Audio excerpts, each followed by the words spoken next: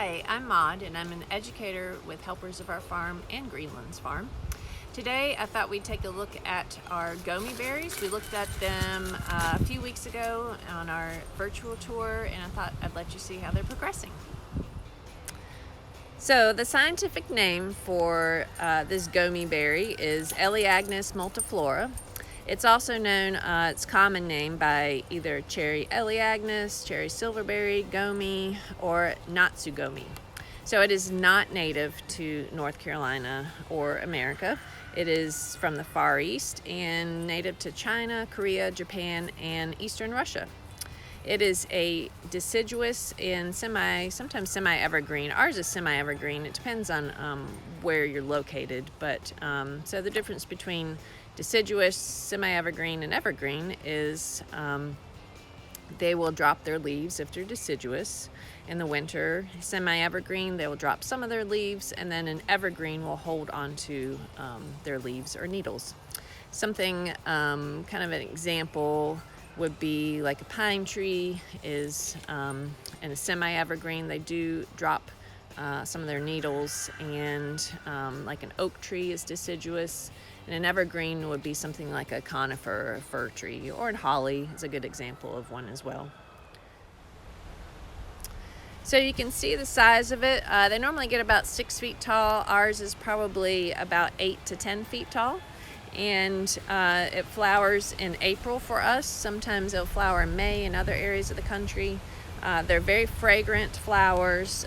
Bees love them, so that makes them a great pollinator, which is always good to have plants in your yard that are good pollinators for the bees to have food. And they ripen in May, so you can kind of see that they are starting to really ripen up, and you can see they're not all quite ready yet, but they start to ripen around May for us. You can see there's a couple really, let's see if I can get this one up here, so some really nice dark ones, and that's when you want to pick them, is when they're a little darker like that. So the taste is kind of like a cherry, so kind of like a tart cherry, and you can kind of use them the same way. So you can use them for pies, and we make preserves with ours. The kids love to eat them just fresh off the tree, and if you get a Goumi berry, so you can expect for it to fruit after you plant it 2 years later.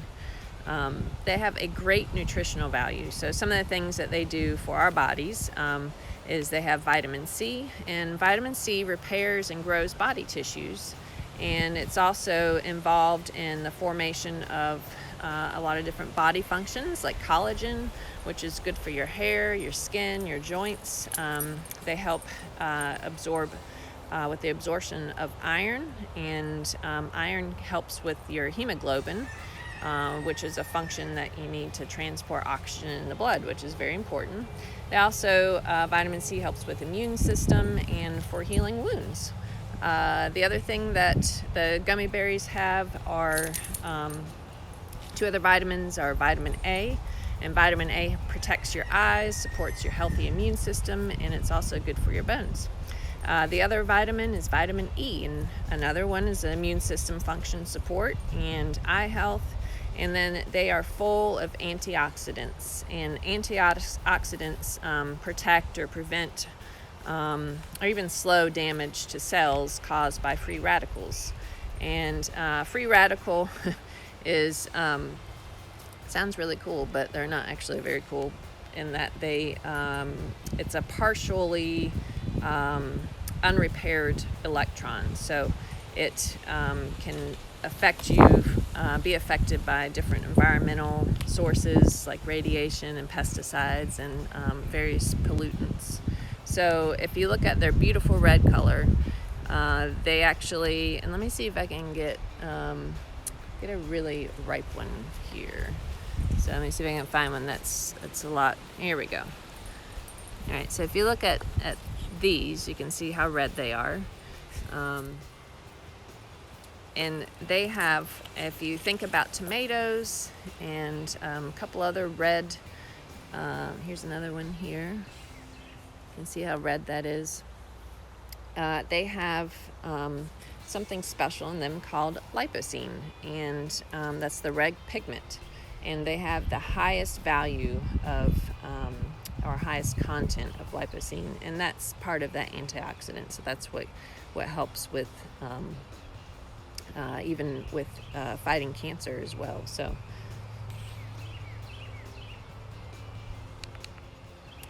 one of the cool things about gummies is that they are easy keepers. So you can grow them very easily. They will take poor soil, so anything low in nutrient value, and things like clay and sand, which most plants actually don't like to live in clay and sand, and a gummy berry is happy to be home to any soil type.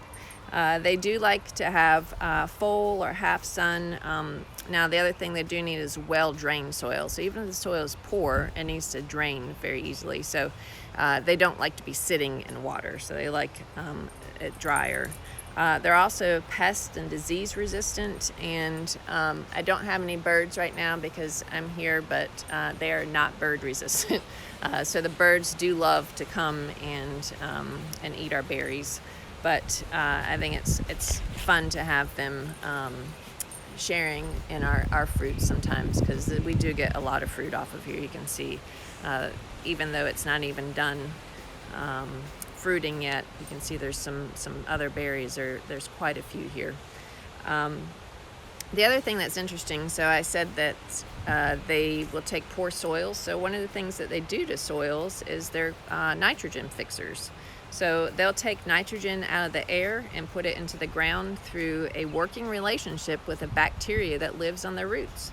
So what this does is it improves the fertility of soils surrounding it. So they actually make soils better that were not initially. So that's kind of interesting that they take something that most plants wouldn't like and turn it into something good.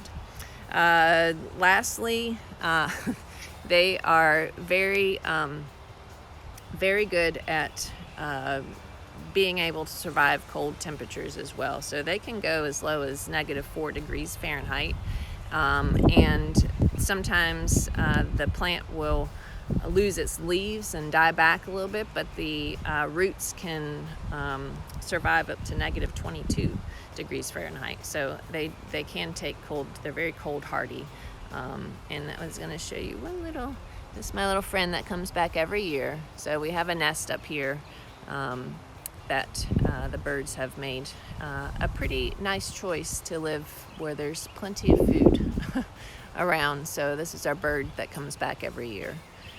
We hope you guys enjoyed this little educational video about our berries and a little bit of science and how they help your body stay healthy.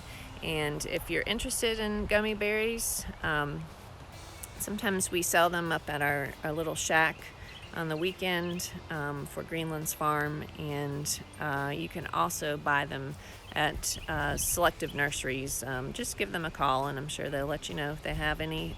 They're really easy to grow, so if you're worried about not being able to do things without a green thumb, this is a good plant for you. We hope you enjoyed this today. We thank you for being with us, and we hope that you join us again next week. I believe we're going to be meeting our ducks. And this is Caspian, who thinks he's a lap dog, and I think he's up to 45 pounds now. Aren't you, buddy? I really don't like dog kisses, but it's okay. But we hope to see you again next week, and we look forward to learning with you. Thank you. We appreciate your donations and support, and you also sharing this with your friends and family. All right, take care, guys.